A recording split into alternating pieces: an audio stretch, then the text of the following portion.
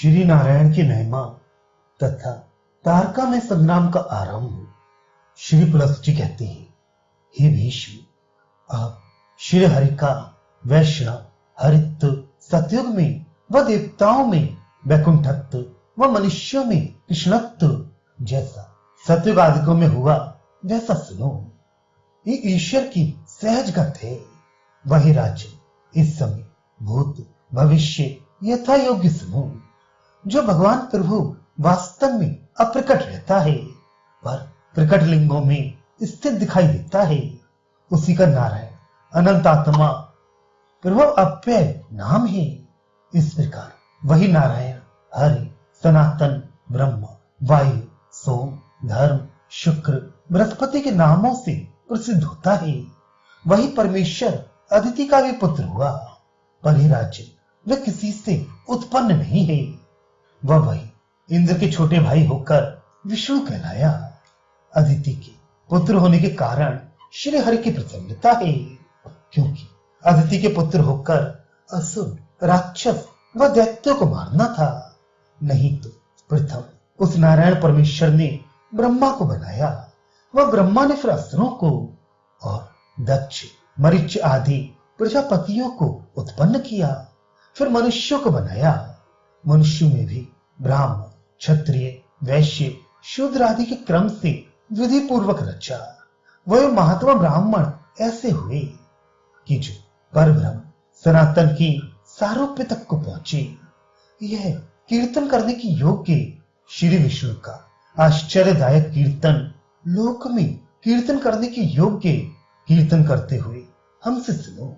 हे भीष्म, जब सतयुग वर्तमान था उसमें वृत्रासुर का वध आन पड़ा, तब त्रिलोक्य में विख्यात तारका में संग्राम हुआ। जिस संग्राम में समर में बड़े दुर्जय महाघोर दानवों ने देवताओं असुरों यक्ष व उर्गों राक्षसों को मार डाला। वे सब जब मारे गए तो रण से विमुख होकर सबके सब भाग खड़े हुए। वह अपने मन से रक्षा करने वाले नारायण प्रभु के शरण को गए। वह इसी अवसर में सब देवताओं का तेज जाता रहा। सूर्य व चंद्रमा की प्रभा जाती रही। आकाश दिन रात्रि अंधकार से आच्छादित सा रहने लगा। अकस्मात मेघ उठने लगे, बिजली चमकने लगी, वज्रपात व विद्युतपात होने लगे। वह मेघ तड़ातड़ गरजने लगे। वह परस्पर टक्कर खाकर सातों पवन प्रचंड होकर चलने लगे। अति तेज से युक्त वज्रपात हुआ, अग्नि की वर्षा होने लगी, महाघोर शब्द व उत्पात होने लगे, मनो आकाश भी जला जाता है। उसी बीच में सहस्त्रों उल्कापात होने लगी। उनके सब आकाश में चलने वाले सब गिरने लगे। विमान उल्टे होकर नीचे को मुख करके गिरने लगे। कोई अकस्मात नीचे से ऊपर को उड़ने लगे। जैसे चतुर्युगी के पीछे सब लोगों को भय होता है, वैसे ही होने लगा। उस उत्पात के लक्षण में अरूपवान रूप दिखाई देने लगे। ऐसी उल्टी पलटी बातें होने लगी कि कुछ किसी को जान ही नहीं पड़ता था कि क्या होता है। मारी तिमिर के सब दिशाएं गिर गईं, इससे शोभा को नहीं पाती थी। अंतरिक्ष सब मारे अंधकार के काला हो गया, उस पर काली बदरी से गिर गया। ऐसी घोर अंधकार से घिर गया कि सूर्य का कहीं पता ही नहीं जान पड़ता था। घन समूह से व तिमिर से घिरे हुए उस अंतरिक्ष को अपने दोनों हाथों से खींचकर प्रभु श्री हरि ने अपना कृष्ण रंग का मनोहर शरीर वहां आकर दिखाया। जो शरीर सजल जलद सम श्याम व नीलांजन समान चमकता था, वह मेघ सम श्याम रोमों से युक्त था।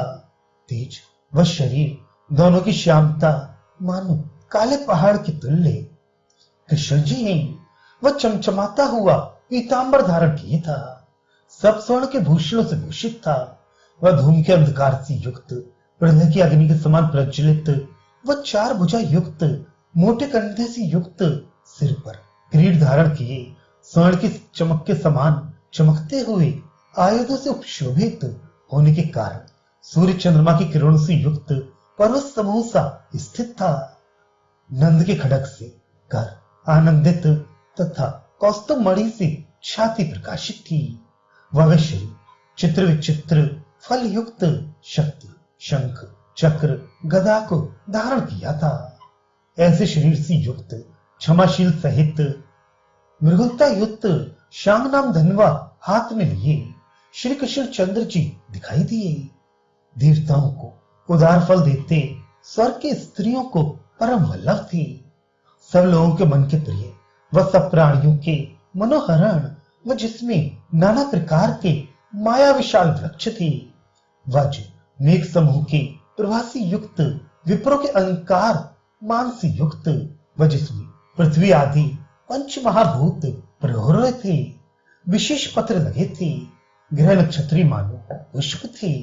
दैत्य लोगों से चलायमान जो हो रहा था वह मर्त्य लोगों से प्रकाशित हो रहा था। सागर के समान खलबलाता था वह रसातल में जिसके आश्रय का स्थान था।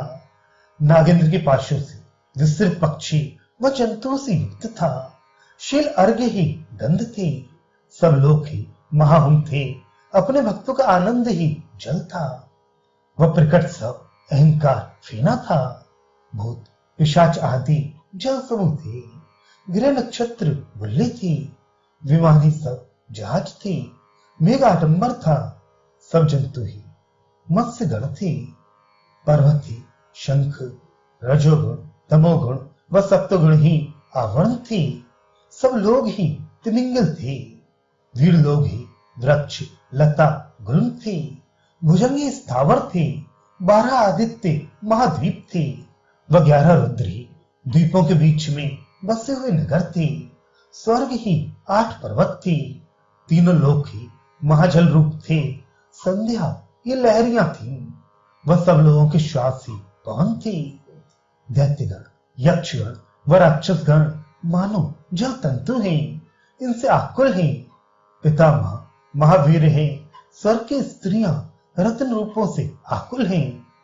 श्री कीर्ति कांति लक्ष्मी ये नदी रूपों से आकुल हैं। जैसे महाप्रलय के वक्त काल रूप होकर मेघ वेग करे। इस सत्संयोग अपार नारायण रूप महान से संयुक्त देवाति देव वरदायक भक्तों के अभयंकर भक्त वत्सल अनुग्रह करने वाले व प्रशांत करने वाले शुभरूप हरेश्वर से युक्त व गरुड़ ध्वजा से शोभित व सूर्य चंद्रमा जिस रथ में पहियों की जगह है व रसरियों की जगह मेरु कुंवर है। तारा ही चित्र विचित्र फूल जिसमें व ग्रह नक्षत्र बकौना वाले भयों में अभय देने वाले आकाश में स्थित व देव और दैत्यों से अपराजित ऐसे दिव्य लोकमय रथ में विराजमान हर्ष रथ व मुक्ताओं की शोभा से युक्त श्री नारायण देव को सब देवताओं ने देखा। वह इंद्रादि सब देवगण हाथ जोड़कर जय जय शब्द करते हुए उन शरणपाल की शरण को प्राप्त हुए। वह आर्तवाणी से पुकार कर सबों ने प्रणाम कर समर में दानवों के विनाश की प्रार्थना की।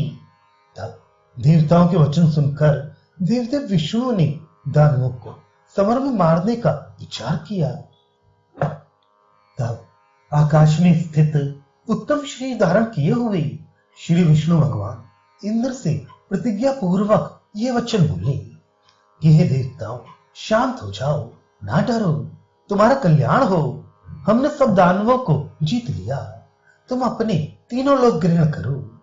श्री विष्णु भगवान के इस वाक्य को सत्य जानकर सब देवगण संतुष्ट हुए। वह उत्तम अमृत को पान कर जैसे संतुष्ट होते थे वैसे ही तृप्त हुए।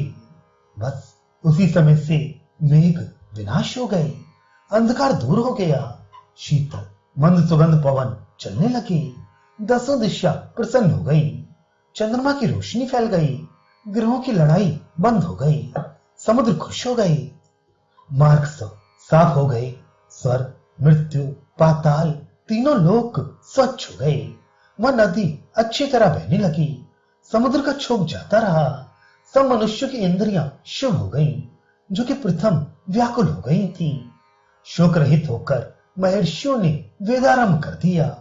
वह यज्ञों में अग्नि प्रज्वलित करके हव्य छोड़ा।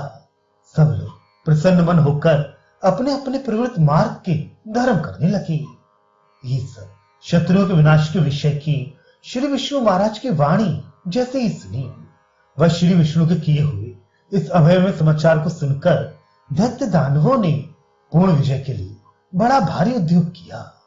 उन दिनों में दानवों का राजा मई नाम दैत्य था।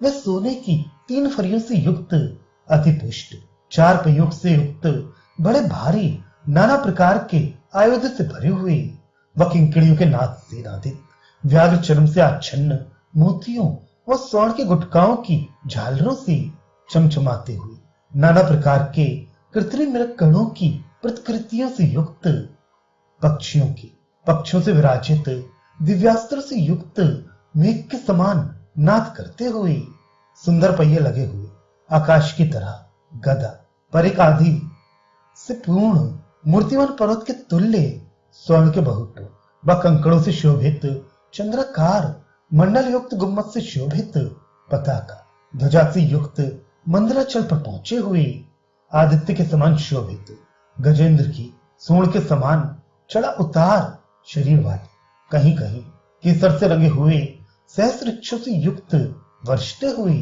मेघों के समान नादित, शत्रु के रथ को तोड़ने वाले स्वच्छ रथ श्रेष्ठ पर आरूढ़ होकर रण करने की इच्छा से चला। उस समय रथ पर उसकी ऐसी शोभा हो रही थी जैसे सुमेरु पर्वत पर सूर्य की होती है। वह कोसवर विस्तार वाले पर तारकासुर बहुत से घोड़ों से युक्त, पर्वत के समान ऊंचे गुम्मत से प्रकाशित, काले अंजन के ढेर के समान, काले रत्नों से विराजमान, लोहे से जकड़े हुए गुम्मत से युक्त, भीतर अत्यंत प्रकाशित, गरजते हुए, मेघ के समान निनाद करते हुए, वह बड़े भारी लोहे के जाल से आच्छादित, लोहे के परिग, मुदगर व धनभासियों से पूर्ण प्रास, पाश व बड़े बड़े कांटों से युक्त, डराने के लिए अन्य अस्त्रों से शोभित, तोमर फर्श भी शोभित, शत्रुओं के लिए दूसरे मंदराचल के समान उद्यत व सहस्त्र गधों से युक्त महारथ पर आरूढ़ हुआ। वह विरोचन नाम दैत्य तो क्रोध करके गदा हाथ में लेकर उस सैन्य के आगे आगे प्रकाशित शंख से युक्त, पर्वत के समान दिखाई देते हुए चला। वह हैग्रीव नाम दानव सहस्त्र घोड़े मचे हुए रथ पर सवार होकर नाना रचनाओं से युक्त दानवों की सेना के चारों ओर घूमने लगा। वह विपृच्छति दानव का पुत्र श्वेत नाम दानव श्वेती कुंडल भूषण धारण किए, शत्रुओं की सेना के मर्दन करने को रथ पर आरूढ़ हुआ। वह अंतके नाम दानव सहस्त्र धनवा अपने हाथों में लिए सबको टंकोरते हुए चला। वह समर में रोह सहित पहाड़ के समान स्थित हुआ। वह खड़नाम दानव दांत, ओंठ, नयन फड़काते हुए, मारे क्रोध के नेत्रों से आंसू छोड़ते हुए संग्राम जाने लगा। वह त्वष्टा नाम दैत्य अष्टादश घोड़े जुटे हुए रथ पर आरूढ़ होकर दिव्य समूह के मध्य में शोभित युद्ध करने के लिए उपस्थित हुआ। अरिष्टासुर, बलिपुत्र, वरिष्ठ, दुर्धरा युद्ध व धराधर, विकंपन, ये सब युद्ध करने को चले।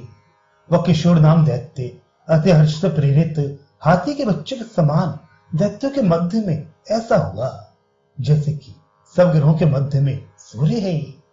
वह लंब नाम दैत्य नवीन मेघ के रंग के शरीर से युक्त बड़े लंबे भूषण वस्त्र धारण किए।